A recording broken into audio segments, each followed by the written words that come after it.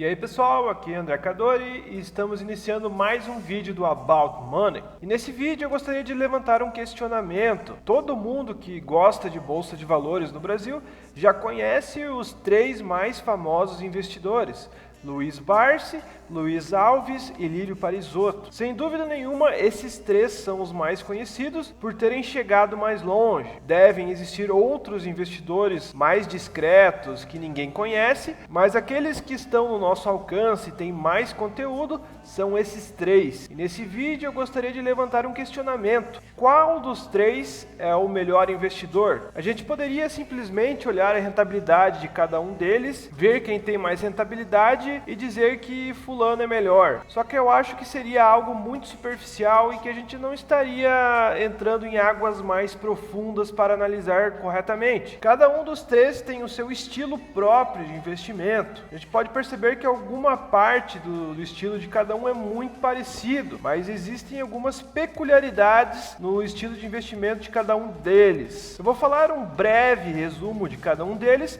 e no final do vídeo eu vou falar qual dos três eu, baseado na minha crítica e análise, acho mais preparado na Bolsa de Valores. Qual deles tem mais conhecimento sobre as empresas que está investindo? Vamos começar falando sobre Luiz Barsi, que provavelmente é o mais famoso dos três. Ele tem muito conteúdo na internet e a filha dele, através do AGF, divulga cada vez mais. Existem também bastante cortes dele na internet, fazendo com que ele fique cada vez mais conhecido. O estilo de investimento de Luiz Barsi é muito semelhante ao do Warren Buffett, porém tem algumas diferenças. Ambos pensam no longo prazo e apenas gostam de comprar ações e não vendê-las. Pelo menos segundo Luiz Barsi, quando ele começou a montar a sua carteira, ele falou que o foco principal estava em montar uma carteira previdenciária com 12 ações, representando os 12 meses do ano, que pudessem pagar uma quantidade de dinheiro que mantivesse o seu estilo de vida. E após aproximadamente 8 anos ele conseguiu atingir esse objetivo, tendo uma renda mensal. O foco principal dele era uma renda mensal. E após ele atingir esse objetivo, ele diz que começou a também fazer movimentos de especulação com pouco dinheiro, utilizando o dinheiro fora da carteira de renda mensal para obter mais resultados e depois investir nessa carteira com as 12 ações principais. Dentre os setores que ele foca, os principais que a gente pode perceber são os de saneamento, energia elétrica e bancos. Além disso, ele também gosta do setor de seguro. Então ele julga os setores mais resilientes e com mais perenidade, ou seja, que vão aguentar mais tempo, te dando segurança para investir em longos períodos, sabendo que você vai ter sempre aquele dividendo garantido, já que são empresas que sempre têm lucro. Então a base da estratégia dele está em não vender, assim como o Warren Buffett. Só que o Warren Buffett não está preocupado com dividendos. Já o Luiz Barsi tem o foco total nos dividendos. Ele ignora completamente o seu patrimônio e se concentra apenas na renda mensal. Quando o seu patrimônio diminui, ele aproveita para fazer aportes, pois assim ele consegue comprar mais ações com menos dinheiro e ganhar cada vez mais dividendos para reinvestir e ganhar cada vez mais dividendos, fazendo o efeito bola de neve e ganhando cada vez mais. Então a prioridade dele não está na cotação subir ou descer, mas nos dividendos que ele vai ganhando ao longo do tempo. Fora da sua carteira principal, ele faz investimentos de curto prazo em empresas que ele julga oportunidades. Só que essas empresas também têm que estar em setores bons, porque não adianta nada comprar ação e ela só cair. Dentre as ações de oportunidade de Luiz Barsi, ele já acertou diversas delas. Inclusive, uma das maiores posições na sua carteira principal veio através de uma oportunidade. Ele montou uma posição pouco relevante em Unipar, que se tornou a maior participação da sua carteira devido à grande alta que ela teve nos últimos anos. Sem dúvida nenhuma, deve ter sido o principal case da carteira de Luiz Barsi. E essa empresa ajuda a puxar muito o seu patrimônio para cima e também paga muitos dividendos. Segundo Luiz Barsi, no ano de 2021, ele ganhou aproximadamente R$1 milhão por dia, fazendo uma média dos dividendos que ele ganhou neste ano. E boa parte desse dividendo veio de Unipar. Agora a gente vai falar sobre a estratégia de Lírio Parisotto. Lírio Parisotto Se a gente for classificar ele, a gente classificaria muito mais como um empreendedor do que um investidor. Porém, ele se especializou também na parte de investimento. Você percebe que ele tem muito conhecimento do mercado de ações. O foco principal dele está em empresas de commodities. E devido ao fato de ele trabalhar no setor petroquímico, ele tem um conhecimento muito bom de empresas petroquímicas, justificando sua posição em Braskem, por exemplo. Então, se analisarmos a carteira dele, ele tem também bancos e outros tipos de setores, mas a grande concentração principal está em ações do setor petroquímico e de siderurgia. Ele também possui aproximadamente 12 ações e não gosta muito de diversificar demais. Ele acha que mais do que 12 empresas não faz tanto sentido. Diferente de Luiz Barsi, ele é adepto a vender as suas ações quando o preço não está... Diferente de Luiz Barsi, quando o preço sobe bastante, ele aproveita para vender as suas posições, sim, e rebalancear a sua carteira. Ele aproveita os momentos de crise, onde as ações estão lá embaixo, para comprar nos melhores momentos, e quando todo mundo está eufórico, ele gosta de vender as suas ações e botar o lucro no bolso.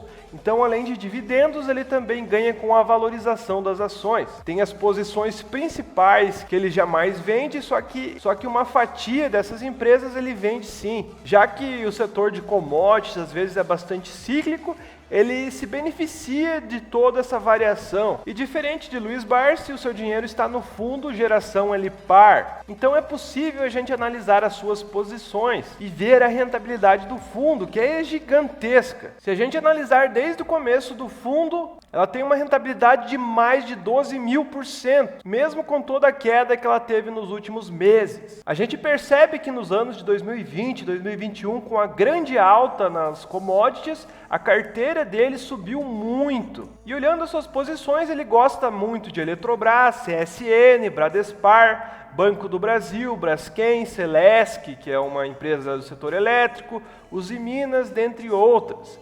E a gente percebe que ele vai se desfazendo de um percentual dessas participações quando o preço sobe muito, rebalanceando a carteira, mas nunca abandonando essas empresas 100%. E agora a gente vai falar do estilo de investimento de Luiz Alves Paes de Barros. Assim como Lírio Parisotto, ele investe através do seu fundo Alaska Poland.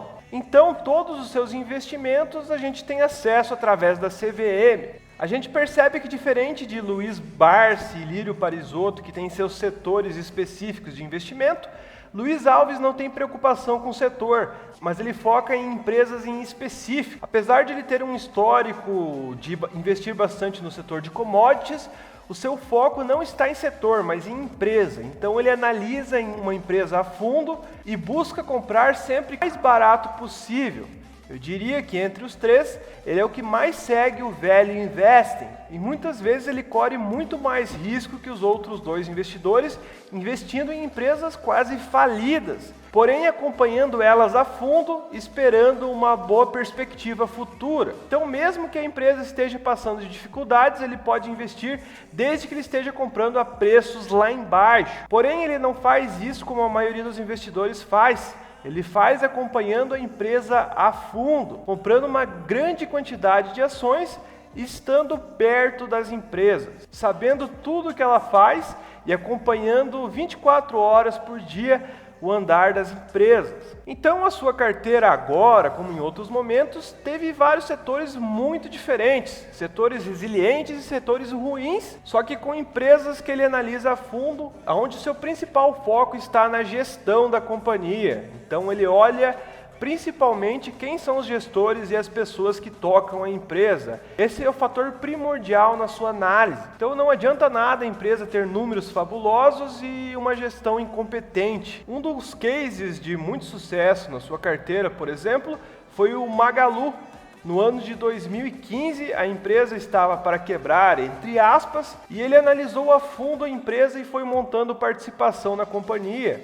Comprando aos poucos, a empresa desde o seu IPO estava apresentando uma queda gigantesca de mais de 90%. E o setor de varejo estava péssimo, já que a taxa de juros estava maior de 14%. Todo mundo dizia que todas as empresas de varejo iam quebrar. Porém, após analisar a equipe do Magazine Luiza, ele percebeu que era uma equipe muito competente e que ela estava dando a volta por cima. Então, ele fez uma pequena posição na companhia, que em poucos anos virou uma posição gigantesca na sua carteira, sua participação, obtendo um lucro estratosférico. Outra empresa que ele também investiu no momento que ela estava para quebrar foi a Belgo Mineira no ano de 2002, mais ou menos, onde ele fez uma posição bem grande, diferente de Magalu.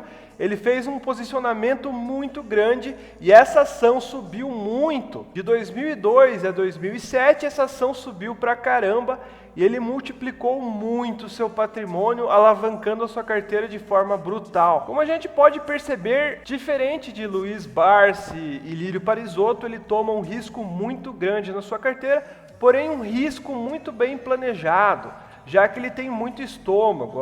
Eu acho que entre os 3 investidores, ele é o que mais tem estômago para aguentar o preço caindo, comprando empresas extremamente voláteis. Obviamente ele teve alguns fracassos no caminho, mas nada que destruiu o seu patrimônio. E as que deram certo, pagaram todos os prejuízos das que deram errado. Bom, mas enfim, vamos dar o veredito depois de toda essa análise. Todos os 3 obtiveram muito sucesso com as suas estratégias, porém um que eu já quero eliminar dessa lista é Lírio Parisotto, porque apesar de ele ser um excelente investidor e fazer grandes compras e seu fundo ter uma rentabilidade excepcional, boa parte do seu dinheiro veio através do seu trabalho, então ele era um empreendedor. Não que isso desmerecesse o seu trabalho como investidor, mas ele teve uma vantagem muito grande com o capital que ele acumulou dos seus empreendimentos. Já Luiz Barsi, por exemplo, nunca foi um empreendedor e acumulou as suas empresas trabalhando de forma autônoma, tendo muita paciência e acumulando cada vez mais.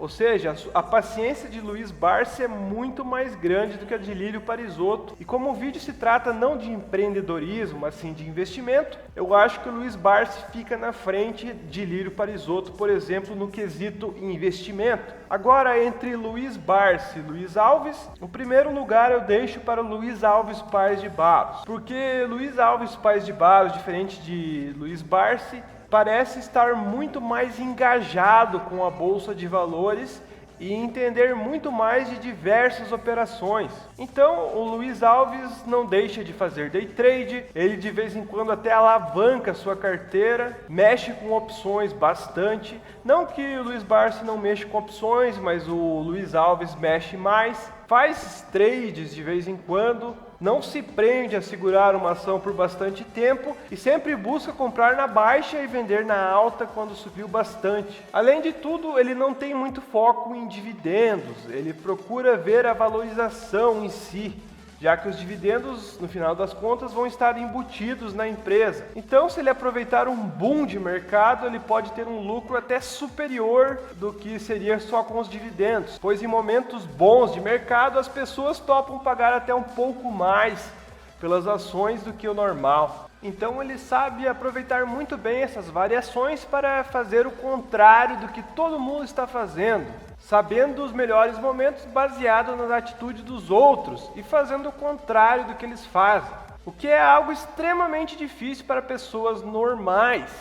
As pessoas não se aguentam fazer uma coisa se os outros não estiverem fazendo também. Mas o vídeo foi esse, pessoal, espero que tenham gostado. Se você gostou, deixe seu like. Se você não é inscrito no canal, se inscreva. Valeu, falou e até a próxima.